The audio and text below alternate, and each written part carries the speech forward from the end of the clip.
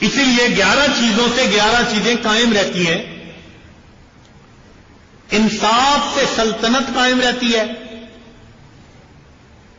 پرہیزگاری سے صحت، سخاوت سے دولت، نیک چلنی سے عزت، نیک اولاد سے راحت، قلبی صفائی سے محبت، سچائی سے کامیابی، نفرت کے ساتھ دشمنی، فضول خرچی کی وجہ سے قرضداری، راست بازی کی وجہ سے اعتماد، اور تحمل مزاجی کی وجہ سے خوشی. چنانچہ متحمل مزاج بندہ پرسکون زندگی گزارتا ہے. کرائسس کنڈیشن میں بھی آپ ان کے چہروں کو دیکھیں کھلے ہوئے ہوں گے.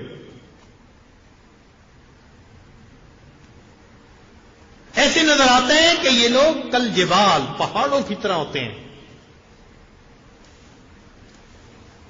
تو ہمیں بھی اپنے اندر تحمل مزاجی پیدا کرنی چاہیے تاکہ ہماری زندگی بھی مسکراہٹوں بھری بن جائے. ہمارے قریب کے دیہات کا واقعہ ہے عجیب سا.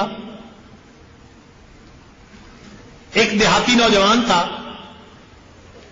تعلیم بھی نہیں تھی، شکل بھی عام سی تھی. تو شکل بھی عام، عقل بھی عام، تعلیم بھی نہیں تھی. مگر اس کی ایک کزن تھی جو خوبصورت تھی. اس نے رشتہ داری کی وجہ سے اس کا رشتہ مانگا. والدین کو کہا کہ شادی مجھے یہی کرنی ہے. ماں باپ نے بھی ادھر زور دیا.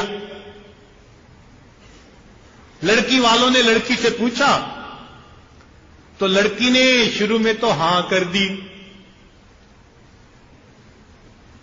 نکاح ہو گیا، رخصتی بھی ہو گئی.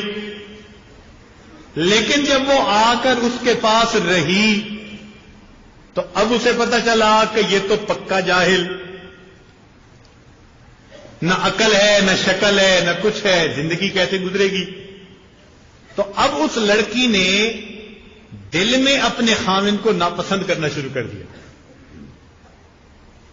مگر خاموش بھی تھی. شادی کے 3-4 دن بعد عام طور کے دلہنیں اپنے ماں باپ کے گھر جاتی ہیں. یہ لڑکی بھی گھر گئی. اب اس کی نیت تھی کہ میں واپس نہ کبھی آؤں تو زیادہ اچھا، مگر جرت نہیں ہو رہی تھی ماں باپ کو بات کرنے کی کہ رشتہ بہت قریبی تھا اور ہاں بھی کر چکی تھی شروع میں. لو جی 2-4 دن کے بعد خامن لینے کے لیے آ گیا. ماں باپ نے کہا کہ بیٹی تیاری کرو، میاں لینے آیا ہے، جاؤ اس کے ساتھ. اس نے سامان باندھا، یہ چل پڑی. ایک گاؤں سے دوسرے گاؤں جانا تھا. راستے میں اس نے خاوند سے کہا کہ مجھے پیاس لگی ہے. تو قریب ایک کنواں تھا، اس نے جا کے گٹڑی رکھی اور کنویں کے اندر جو لوٹے ہوتے ہیں ان میں سے پانی بھرنے لگا.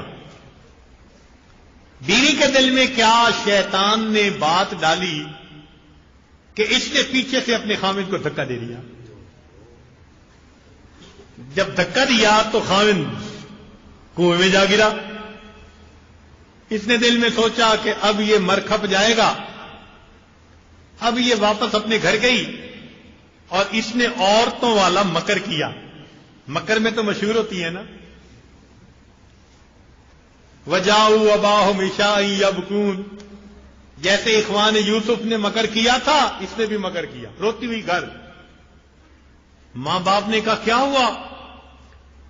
کہنے لگی خاوند مجھے بٹھا کے کہیں چلا گیا، اتنی دیر انتظار کرتی رہی، مجھے ڈر لگنے لگا، میں اکیلی تھی، کوئی غیر مرد آ جاتا تو میرا کیا ہوتا، میری جان کا خطرہ، عزت کا خطرہ. وہ بے پرواہ آدمی، میں اس لیے واپس آ گئی. ماں باپ کو بھی بڑا غصہ کہ ہماری بیٹی کو اس طرح اس نے لاوارث چھوڑ دیا اور کہاں چلا گیا، ایسا بے وقوف انسان. اب ادھر کی بات سنیں. خاوند جب نیچے پانی میں گرا تو جان بچانے کی کوشش تو ہر کوئی کرتا ہے.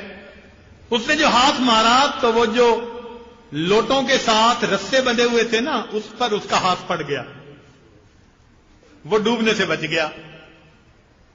کافی دیر کے بعد اس نے ہمت کی, آہستہ آہستہ رسے پہ چڑھتا چڑھتا بالآخر وہ باہر نکل آیا. اب اس نے سوچا میں کیا کروں. اس نے کہا بھئی مجھے توقع تو نہیں تھی کہ میری بیوی میرے ساتھ ایسا معاملہ کرے گی. کوئی بات نہیں. اب وہ واپس بیوی کے گھر آیا, کپڑے بھی اتنی دیر میں خشک ہو گئے تھے. اب جیسے گھر میں داخل ہوا سسرال کے, تو ماں باپ نے تو بہت اس کو جلی کٹی سنائی.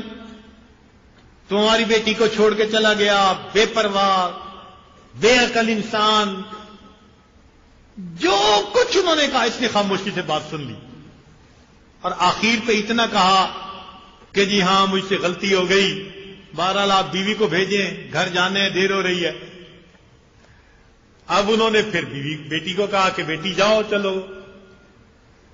اب بیٹی چل تو پڑی, لیکن ایک بات اس کے ذہن میں بار بار آنے لگی کہ اگرچہ یہ ان پڑھ تھا, اگرچہ یہ بے عقل تھا, جو مرضی تھا, شکل اچھی نہیں تھی, مگر اس نے میرا عیب تو چھپایا نا, دل تو بڑا ہے نا اس کا. اگر یہ چاہتا اور ماں باپ کے سامنے میری حرکت کو کھول دیتا تو میں تو ماں باپ کو چہرہ دکھانے کے قابل نہ رہتی. اس ایک بات پر اس لڑکی کے دل میں خاوند کی ایسی محبت پیدا ہوئی کہ بقیہ پوری زندگی اس نے خاوند کی محبت کے ساتھ پوری زندگی گزاری. تو انسان جب دل بڑا کرتا ہے اللہ تعالیٰ پھر اس کا اجر بھی بڑھا دیتے ہیں. تو آج ہم اگر چھوٹی چھوٹی باتوں پہ غصہ کریں تو ہم تو اس دیہاتی ان پڑھ سے بھی گئے گزرے بن گئے.